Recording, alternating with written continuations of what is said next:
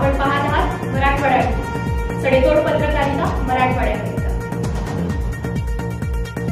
धनगर समाजाला आरक्षण मिळावे त्यासाठी शिवसेना शहर प्रमुख अशोकराव नाईक यांनी हिंगोली येथून मंत्रालयावर घोडदौड यात्रा काढण्यात आली। रॅलीमध्ये एकूण 11 घोडेस्वार सामील होते व प्रत्येक गावातून जवळपास 11 युवक मोटरसायकल रॅलीत सहभागी होणार आहेत, अशी माहिती अशोक नाईक यांनी मराठवाडा टीव्ही प्रतिनिधी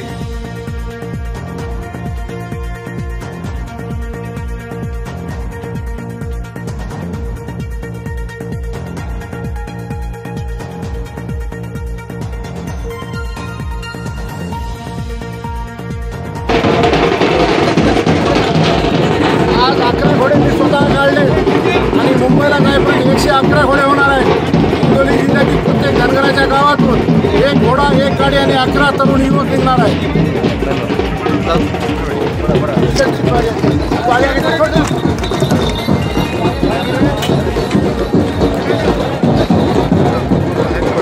ज्ञानेश्वर उंडार यांना दिली।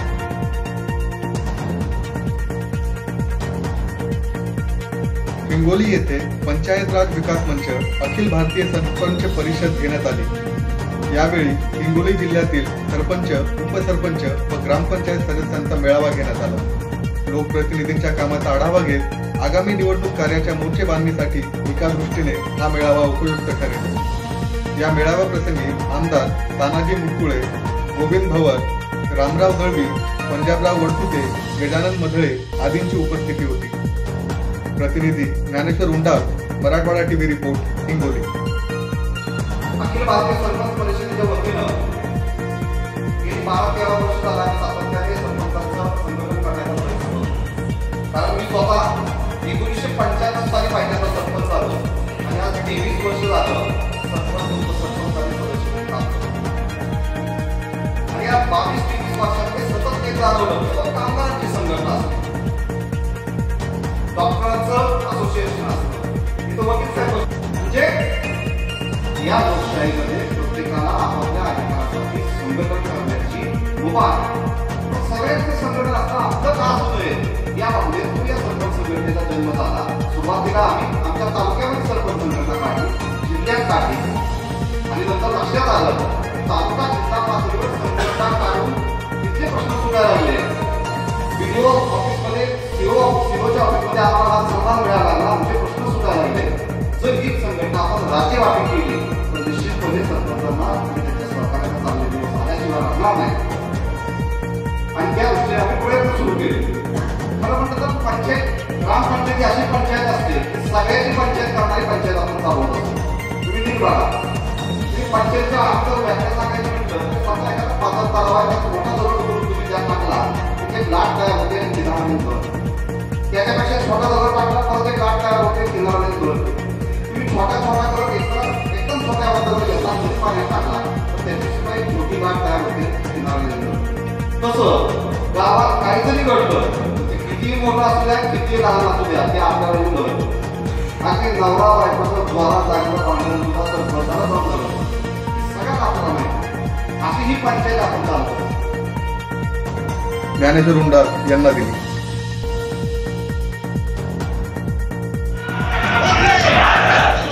हिंगोलीच्या भाजप कार्यकर्ता तथा नागरिकांशी नरेंद्र मोदी यांनी व्हिडिओ कॉन्फरन्सद्वारे संवाद साधला।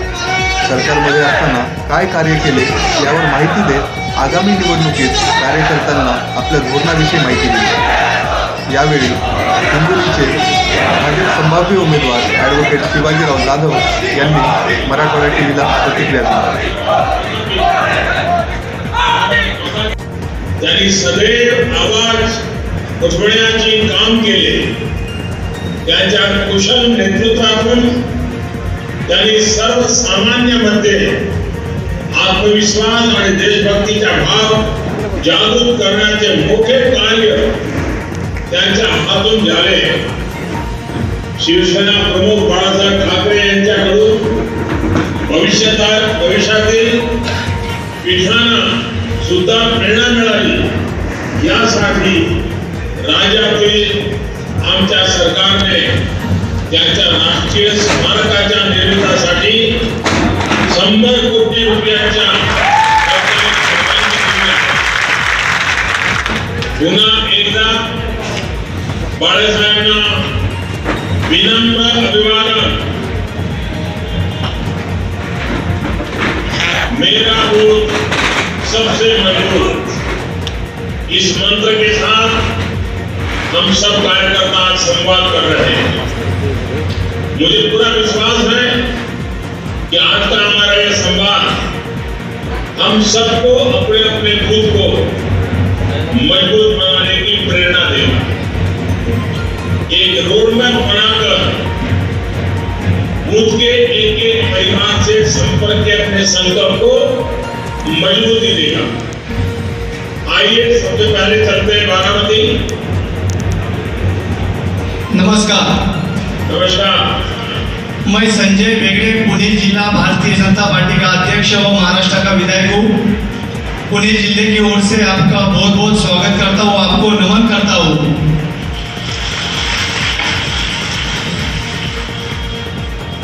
आदरणीय पंतप्रधान जी, मी गिरीश बापट, पालकमंत्री पुणे जिल्हा, आपले मनापासून स्वागत करतो। आज बारामती लोकसभा मतदारसंघ हा बारामतीचा पवित्र गणपती मोरेश्वर, जेजूरचा खंडोराया आणि ह्याच भागातून संत ज्ञानोबा तुकोबांची पालखी जाते।